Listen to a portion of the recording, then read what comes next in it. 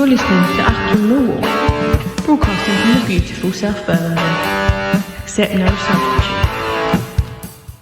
Hello, dear listeners. Welcome to a postponement special. I've never done a postponement special show before, and actually, when I made the suggestion, listeners, and then I stopped and thought, actually, there's not an awful lot to talk about. But in these situations, I bring one man in. That's my co-compatriot, Mr. Neil Fissler. How are you doing, Neil? Yeah, not too bad, Nick. Not too bad. At least I'm doing a lot better than the poor buggers that went to Blackburn today. Well, this is it. It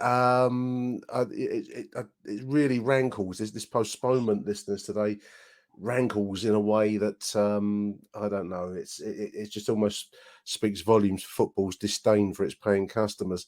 I mean, there are blokes. You've been looking at the same stuff on social media. Neil, people have travelled a long way. Not just Millwall fans either. Actually, I was actually looking at a party of Chileans who had come over from Chile to watch Ben Brereton Diaz, of whom more in a little bit. And of course, he wasn't playing.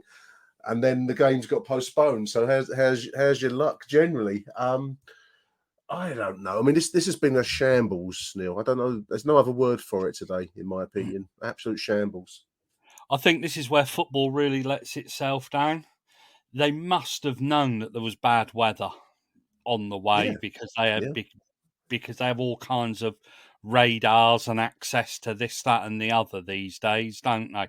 Yeah, but they can tell you what the weather's going to be like in a week, so they must have known there was a bit of snow. Yeah, well, except it only started snowing pretty mid-morning or something like that.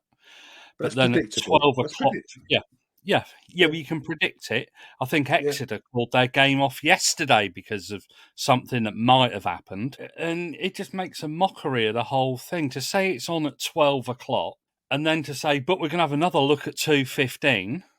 It just defies belief. And then to call it off at 2:15 and apparently 20 minutes later, there's blue skies and sunshine. It's British weather, isn't it? I mean, that's classic British weather generally. But you're right.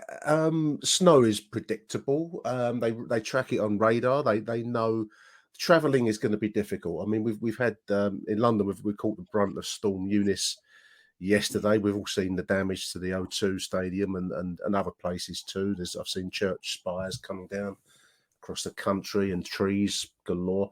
So football, and by football, what do we mean? We mean the EFL, which is a multi-million-pound organisation, knows that travel's going to be difficult. You know, you've got games on featuring northern and southern sides. People travelling Pompey have had the same experience. They've had a game called off at 45 minutes notice, which they're fuming about themselves. So we're not alone in this. We're a Millwall show, so we speak from a Millwall perspective. But you have a look at it. Preston are playing, and that's right next to Blackburn. Bolton are playing, and to rub it all in, probably the highest ground in the world is play, or certainly in the country, Oldham Athletic, they're playing. So is it a coincidence that Blackburn had a few injury problems? Including their star man, the aforesaid BBD. Top scorer in the division. Have they got in the ear of the referee? And well, let's face it, we generally get fuck all up there, do we? I'm thinking of the 3 penalties that we were denied just after lockdown ended a couple of seasons ago. Yeah. Have they got in the ear of the referee and said, look, well, you know, it's all a bit dangerous out there, knowing damn well that when we go back up there, in however long it is, I guess it will be about a month or so, won't it? Midweeker. Be a Tuesday night in Blackburn, won't it? Yeah, and they'll have all of these players suddenly and miraculously be fit, and they'll be back up nearly up to full strength. But then again, that could play into our hands because we've got a load of players out, so might one or two of them be back in time. Well, I mean, we hope so. I was going to come on to today's would have been starting 11 in a moment, but I've been following a lot of the Twitter feeds all day. I've not travelled, as listeners can tell, but I've been following Jack Clark, and he was posting how Preston Station was shut due to Storm Eunice damage. Which takes out a pretty strategic changing point on the rail network. and he'd come up with some alternative route that involved catching a cab from Manchester Piccadilly to somewhere else. I mean, it would have made a great TV program for Michael Portillo or someone to travel the highways and byways of Lancashire to get to the ground. And see, what he should have done was he should actually have gone onto a Charlton message board, because they would be absolutely world class at finding ways around the rail network, wouldn't they? I saw people go into Wigan and get in a cab, a £40 cab up to Blackburn. Yeah, it's just superb the way that people find ways to get into watch a game of football. Then some pillock of a referee who's got small man syndrome or something has decided to call the game off. Yeah, I mean it's laughable. And incidentally, I'm just looking as we're speaking. I mean, okay, these are Yorkshire, but there's rugby league games going on up north. Which involves being physically thrown to the ground a lot, Neil, doesn't it? It's not like Hartlepool are playing, and Hartlepool is known as being the coldest ground on earth. Christ almighty, Sir Ranulph Fiennes does his Antarctic expedition training in Hartlepool. Absolutely. It's that bloody cold, even in the middle of summer when it's 120 everywhere else. It's -4 in Hartlepool. But Blackburn supposedly have got a few injuries, so they decide to get in the ear of the referee and call the game off. If they want to come back to me on that, feel free. I won't listen. Some of us smell a rat. I think that's the best we can say about it. I mean, I'm just looking. You're right. Preston are 2-0 down as we're speaking, as we're recording. So that's a home at Deepdale. So clearly it was possible to play, and as Neil says, it's because of their own injury. The league's top scorer is not available. So what can they do to try and get themselves out of a pickle? And they've hit a home run there, because they got cancelled with 45 minutes. No, this should not be. It should not be possible unless in extreme force majeure type conditions, Neil, for a top level sporting occasion to be cancelled with 45 minutes before kickoff. It just shouldn't be so, should it? I don't know why it's rankling me so. I think it's kind of it just speaks volumes for the amateur hour nature of English football at times. Achtung, Millwall. There we are. You're back. Yeah, you are back. It wasn't me that time. It was you. You froze. We talking about it was you that froze. It was you that froze. Serious. Words at war. I think we've got band works okay. I'm not going to. The listeners need to know that we just had a freeze out. Neil froze and I froze from his point of view. It was a mutual freeze out. It was a bit like the Ukraine at the moment, where everyone's looking for the other. Yeah, it was a bit like Blackburn at 12 o'clock, wasn't it? Oh dear. I mean, it's just amateurish. I won't do my rant again, Neil, because it just involves slagging off the EFL for presiding over this amateurish system. But as I repeat the point, it shouldn't be possible to cancel a major sports event with 45 minutes notice, other than in extreme circumstances, which I didn't see today. Yeah, we've got undersoil heating and things like that, so I can't. Surely they have. Yeah, what do? Conveniently forget to switch it on last night because they knew the top scorer was out. Christ almighty. Yeah, England, I tell you, should annex it. Annex it from the rest of the world. Radical solutions. We do have our own injury crisis. I mean, I was just going to touch on, whilst we're on the line, listeners, our starting 11 would have been Bart in goal. It would have been a back line of Murray Wallace, Sean Hutchison, and Jake Cooper, with Danny Mack on the left, on the right, sorry, and Scott Malone overlapping on the left. The middle midfield, no Kieftenbelt, who's out with a hamstring injury. Incidentally, hats off to the South London Press for their Millwall hamstrung by hamstring headline. I thought that was one that you'd been proud of, Neil, wasn't it? A headline like that, hamstrings by hamstrings. Yeah, definitely. And a front line, well, that would have been Saville and Billy Mitch in midfield, and then the front line would have been a start for Tyler Bury, which is a crying shame, because I thought he was a real standout from that game against QPR on Tuesday night, with Jed and Mason Bennett up front. quite. I mean, one thing that did come out of the game on Tuesday, it was Tuesday, wasn't it? Not Wednesday. Was the mobility and speed of movement of that front three, Neil, and that's something we haven't seen at Mill for a long time. A fast, skillful, intelligent front three.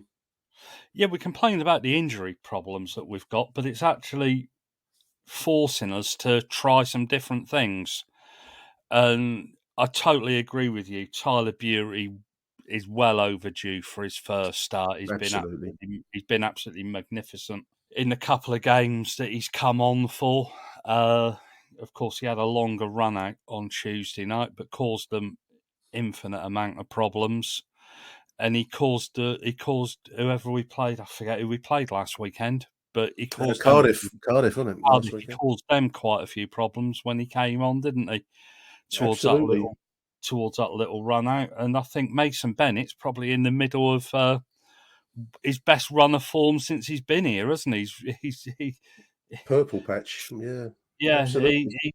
He looks absolutely on fire at the minute, and it's just frustrating that we've got these injuries because Tom Bradshaw was another one who just hit a purple patch, and had found quite a bit of form, and then the injuries. I mean, you get messages, you get people commenting online about the amount of injuries and the fact that we seem to be picking up so many at the moment. The hamstrings being a particular problem. I don't know. I mean, I can't believe that Calmont Road, is that poor a facility. I mean, most footballers have been.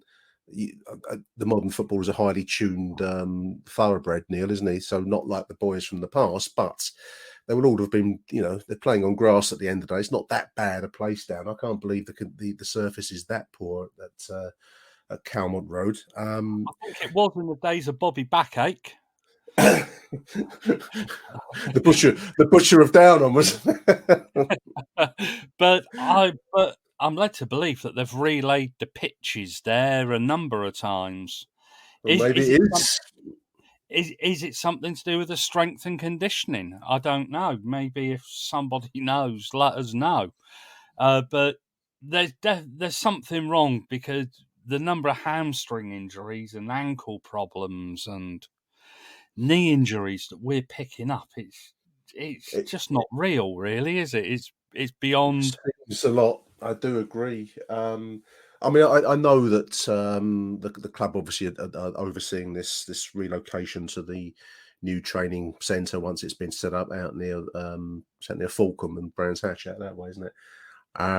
Which we hope will be at a level where we're not talking about Bobby Backache's Calmont Road butcher's shop anymore. We're talking about a production line of fine talent. That's the hope, but that's around the corner. It's not here and now. But it does seem to have been a very, very harsh season for injuries. What lies behind that, I don't know. I'd love to, I'm sure the club would love to know, but that would have been the stuff. Help that we're playing Saturday, Tuesday, and there's no real in it.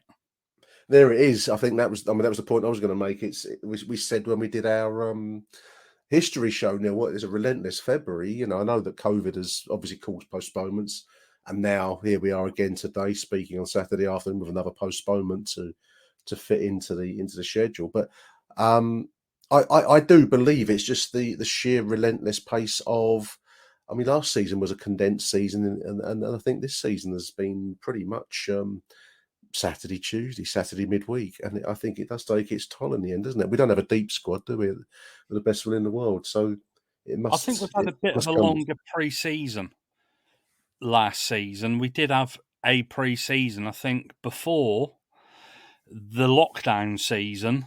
I think we only have a month off or something like that in between. There was a shortish break, wasn't there? Yeah, one season finishing and a new one starting.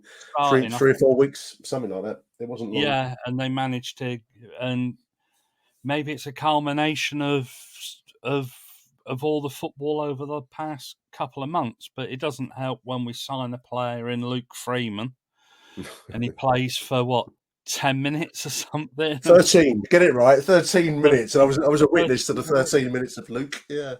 And pops his hamstring and something and is out for the rest of the season. And oh mate, Yeah, but Back how's he your goes. luck? You haven't got any, have you? Let's face it. No, It no. just sums it up. It's just frustrating because in the last 2 games we've looked really good.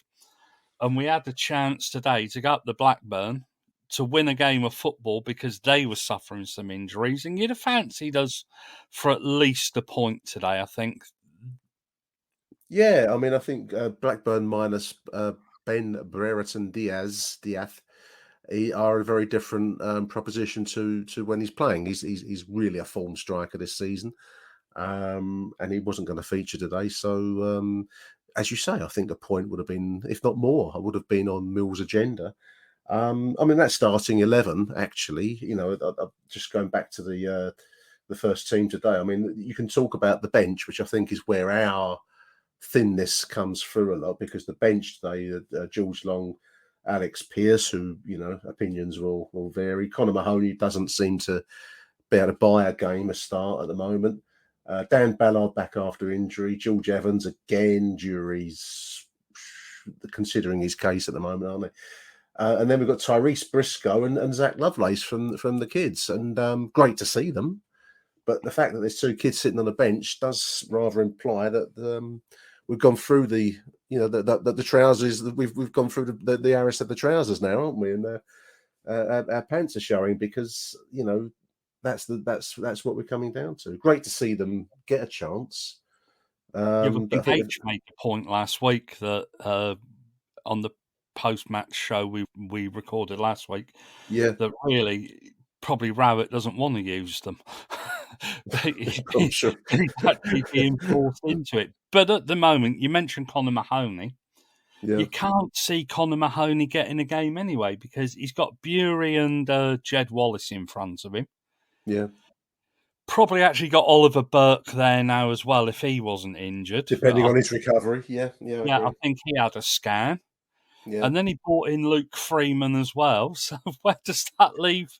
Where does that leave poor old Conor Mahoney? I would suggest looking for a new club in the summer, because I can't out in the cold. Absolutely. I was just looking through some before we started recording, listeners. I was thinking, I could have gone to a non-league game, and I saw Canvey Island pop up, and that was like Ice Station Zebra last week. I dread to think what that would be, but I think that's where Conor Mahoney might find himself playing, because he's certainly not going to get a start at the Den. That was one of the more expensive mistakes, I think, that the club have made in recent times. We speak a lot, don't we, Neil, about recruitment, and you can always. It's easy to pick up the errors, and we got rid of Budvarsson, and Scalak has gone there, 2 expensive errors. Unfortunately, I think you've got to put Conor Mahoney in that bracket now, because was he $1 million? Was he $1 million plus or something like that when he signed him? He was certainly in the £750,000 bracket, wasn't he? Yeah. But to be honest, a few times that he played, if he can actually run at the defence and run at players, he does look quite dangerous. It's just that unfortunately those things are few and too far between. Occasions are so rare, aren't they? Mill history. Say the fee is thought to be 1.2 million. Thought to be. So I don't know how much credence to give that. Conor Mahoney signed I'd from read $750,000. I don't know what it says in my book, but don't know. It's going to be. I mean, if $750,000 to $1 million, whatever you want to pick out there, listeners, it's going to be a fair sum of money, and it just hasn't worked out. And I think you're right, Neil. The fact that Tyler Bury is starting today speaks volumes, and rightly so, because Tyler got his chance, has taken his chance, and Conor has been given a few chances and hasn't delivered. And football's a results business in the end, isn't it? It's no hiding place. So that's right. And I also think that when a manager comes in, he takes to players and he doesn't take to players. And sometimes a player has to take those opportunities when they're presented. And I don't think Conor Mahoney has. Although he hasn't been helped by a couple of lengthy periods out with injury. No. So he hasn't been able to play himself into Gary Rowett's thinking, has he? No, Which again, a player of great talent, though. I mean, he's certainly got the ingredients, but I mean, non-league is littered with players with ability that didn't click in the football league, and it's not always about talent, Neil, is it? It's about what goes on in your head and your approach, and I think what you've just touched on there, that base common sense that says a manager wants to see certain things. What can I do to deliver what he wants to see? And I don't think sometimes some players make that connection at times. I think kind of maybe in that bracket. I think he'll be moving on at the end of the season. I don't see any point to him being at the Den at the moment because, yes, he was on the bench today. Play, is he? Nah. But he just isn't going to play. But the interesting player who is out of contract at the end of the season is actually Keftenbeld. Yes. Who in the last 2 or 3 games has been absolutely magnificent. And has injured his hamstring. Yeah, and then he goes and burst his hamstring and is out for however long. So it's very interesting that I did see, I only saw the headline, but heavy summer of transfer activity touted, I think, on I think was touted on either News at Den or the South London Press. I think John Berylson mentioned it in his kind of open letter that he posted, didn't he? Talk about an exciting summer of recruitment, which yeah, well, that's going to send everyone into overdrive, isn't it? And if he doesn't bring in 15 new players and spend 50 million quid, we're going to be accused of having no ambition, isn't it? It's going to be a superb summer. Maybe we should have like a bingo contest as a fundraiser for some local charity. How many times in your footballing Millwall supporting life have you heard big summertime of recruitment ahead? And you could have like a bingo call for who's got them. I don't know. Whips everybody up, doesn't it? And you know what some Millwall fans are like. They'll be expecting, Haaland to be trotted out at the Den next season and things like that. I confess that I fall for it every time. I'm like one of these Bridget Jones heroines of chick lit, always fall for the wrong bloke. I'm like that, and I've bought into John's promise now of big money spending in the summertime. So we'll see. I don't want to criticise John because obviously he's a fantastic chairman, has kept us going, but I wish he wasn't such a dick tease as to promise a big summer of transfers and whip everybody up into a frenzy. We're going to talk about it between now and the end of the season. Yeah, expectations are high, aren't they? Running high. There we are. And we know damn well it's only going to lead to disappointment. What happened the last time we had a big summer. We got Jury, John Daddy, and Connor, and that was that big moment. Yeah, no, it was even worse before that, didn't we? End up with Richard Chaplow, Nicky Bailey, and we did. That summer where he brought a lot of players in on free transfers, but paid them stupid amounts of money. And Chaplow, that was very handy on the Monopoly board. You wouldn't get much past him on the game of Monopoly. Oh dear. Anyway, on to Derby. We've nothing to talk about, really, listeners. We've managed to stretch nothing out to 25 minutes now. This is why I bring in professional journalists like Neil Fissler to get 20 minutes worth of padding out of not very much going on today.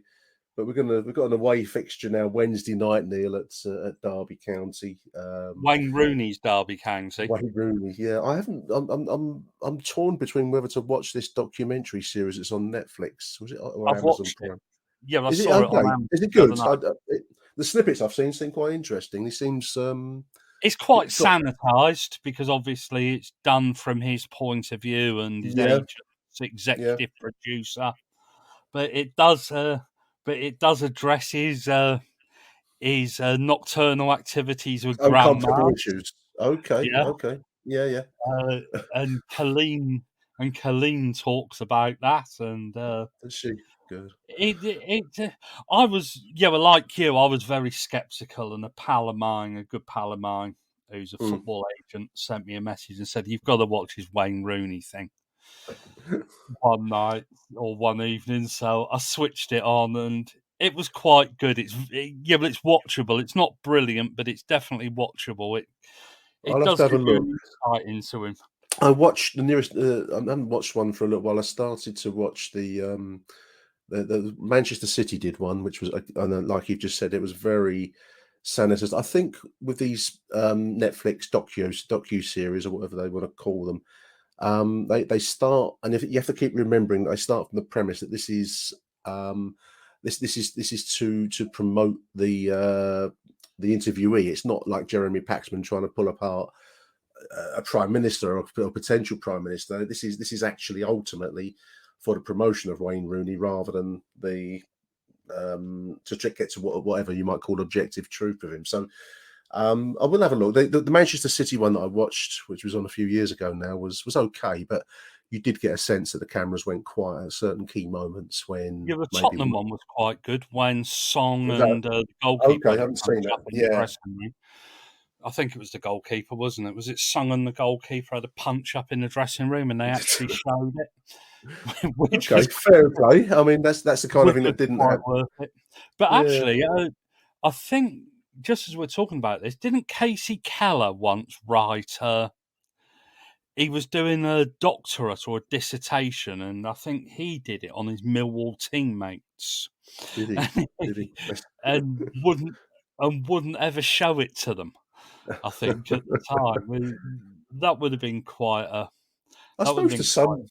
to some level. I mean, it was a different era, but Eamon Dunphy's book, Only a Game, was a bit of a not character assassination, but it was an honest portrayal as he saw them of his teammates, and that's very difficult to do, isn't it? Because you're going to provoke some bad feeling one way or the other. You're going to say something about somebody that doesn't go down well with them. So, I read yeah, Only a Game again last year for the first yeah, time in a long time.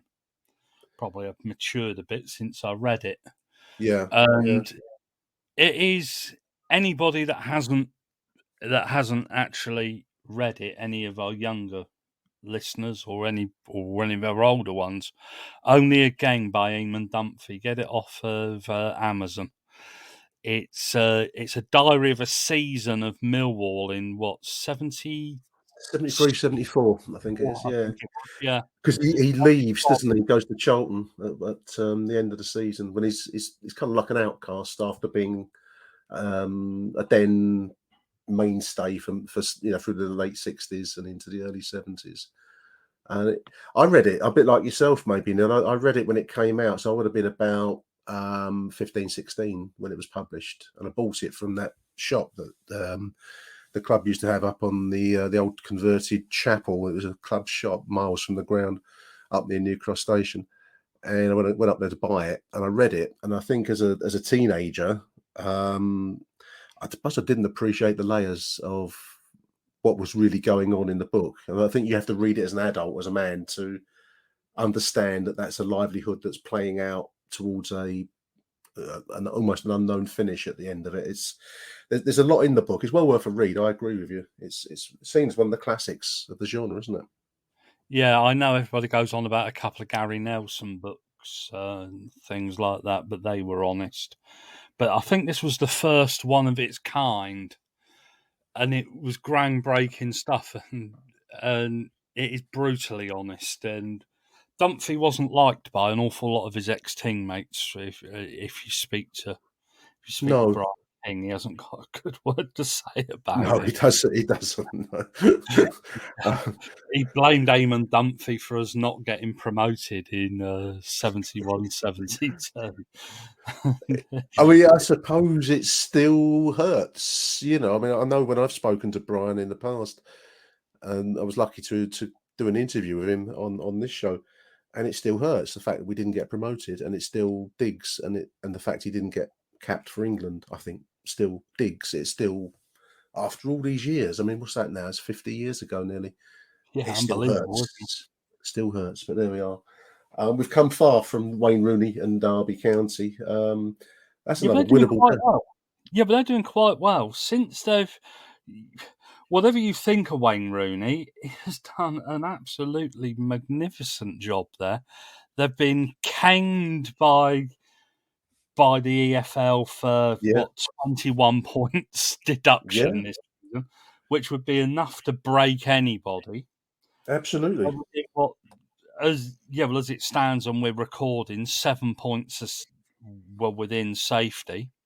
Yeah, it's not going to be an easy game up no, they will there. come at us. I think you're right. I think he's doing a managerially brilliant job, which I never would have expected, Neil. But then I've yet to watch Maybe I'm hoping that by watching the documentary, I'll detect some of the layers to the man that aren't apparent from the cartoon image, if you like, that you get from the press sometimes.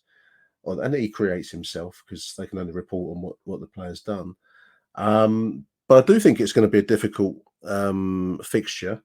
But one thing that struck me when I looked at that starting 11 that would have played this afternoon up there at Ewood Park, I wouldn't be unhappy to see that start on Wednesday night. A front three of, like we said, of Tyler, Jed Wallace, and Mason Bennett, I think will be that'll be an interesting front line. You probably put them up against most teams in our division and expect to get goals, which is the first time I think in a long while that we can say that truthfully. So it's going to be an interesting fixture Wednesday Well, night. let's face it, there's a bit of feeling between Mason Bennett and Derby County fans, aren't you? There after the Snapchat. And Yeah, one or two other things that he might have got up to, which we won't go into on the won't go family. into that either. No, I mean I like Mason Bennett, and I think what's do. interesting is, like a few others in our side. I know it's not been the best of seasons, but they do seem to be. It's been a repeat thing I've heard across many forums and posts and whatnot, that the teams seem to be getting along well with each other, and I think that he seems to have found his spot here at the Den. And I think, like a lot of players, some do, some don't. He seems to be one that has found his home, and that's great to see. Yeah, Do you fancy it? Millwall history? Actually, you look at Millwall history. There are it's littered with players, and we speak about it on the history We do. program on a regular basis. Players that don't fit in anywhere else, but seem to find their niche down at Millwall. Maybe because maybe because some of them are at Last Chance Saloon I think you're right. they pull their fingers out. But sometimes it just clicks somewhere, and you play for managers, don't you? And obviously Rowett knows him well from Derby. He would, of course, know George Evans well from Derby. Yeah. Probably knows Alex Pearce well from Derby. So there's a spine, isn't there? And of course, Rowett himself has some Derby connections, doesn't he? So it's going to be an interesting game. Do you fancy us to get anything up there Wednesday night? How do you see it? I do, because purely the way we're playing at the minute, we've almost. I'll liken Tuesday night to when Rowett first arrived. It was almost like a carefree Millwall performance, wasn't it? Yeah. And if Danny Mack hadn't have skied that chance after about 30 seconds, we'd have been even more comfortable. But it was a throwback to when Rowett first arrived, and we played with gay abandonment almost, didn't we? I agree. You're right. There was a weight lifted off the shoulders, and hopefully we can continue that. It was almost like Rowett had listened to me and H last Saturday night, which I'm actually going to claim the motivational speech that was H and myself to a certain extent, providing his pre-match team talk. Who knows? Once I play that again, we're more than happy to do him another one, and we are available for personal appearances in a dressing room before games if they want us to. If he wants us to wind a few whatever's into a few players and to fire them up. Absolutely. I would be amazed if he didn't have a sneaky listen, even though he wouldn't ever admit that he does. But no, I mean the cute. I've had a listen, haven't they? So have you heard what these three clowns are saying about you? These two clowns, yeah. I mean, it must you must do. But anyway, I mean that the QPR win. One of my pre-match notes for today, if the game had taken place, was it was the best. It was the best and most enjoyable Millwall performance since the legendary away win at Nottingham Forest in March 2020. So that's 2 years where I think probably collectively, Neil, we've had wins and we've had good games here and there, but that was the first time in 2 years where it felt like we were playing free football really well, and we had players that looked like could do damage on the other side rather than nicking a goal and thinking. QPR team as well. It wasn't a QPR team near the bottom of the table, and I do agree. On Wednesday, you were almost smiling on the inside, weren't you? Absolutely, you had absolutely. that fuzzy little glow that only comes when your team plays well, and we absolutely spanked them. Well, there's a great quote. I picked it out for today's show that would have been the show that will never be now, but this was a quote from Mark Warburton speaking, QPR manager, speaking after the game on Tuesday night after that 2-0 win. So he asks, did we do enough or maybe he's asked by the journo, did we do enough to win the game? He says, I don't think we did tonight. Is it a fair result? Yes, I think it is. We never really tested their keeper till the end, but by that stage, it's too late. And the bit that really struck me is you can't play if you haven't got the ball. You have to win challenges. You have to earn the right to play football. You have to win your headers. And tonight, Millwall won too many of all of those, and we didn't emerge with the ball enough. Now, that's the first time I can think in a long while, Neil, where did we win the ball enough? Did we win the headers? And it's gone Mill's way, and that's a backhanded compliment to us, in my opinion, by a we manager. We played them in every phase of the game. Let's be honest.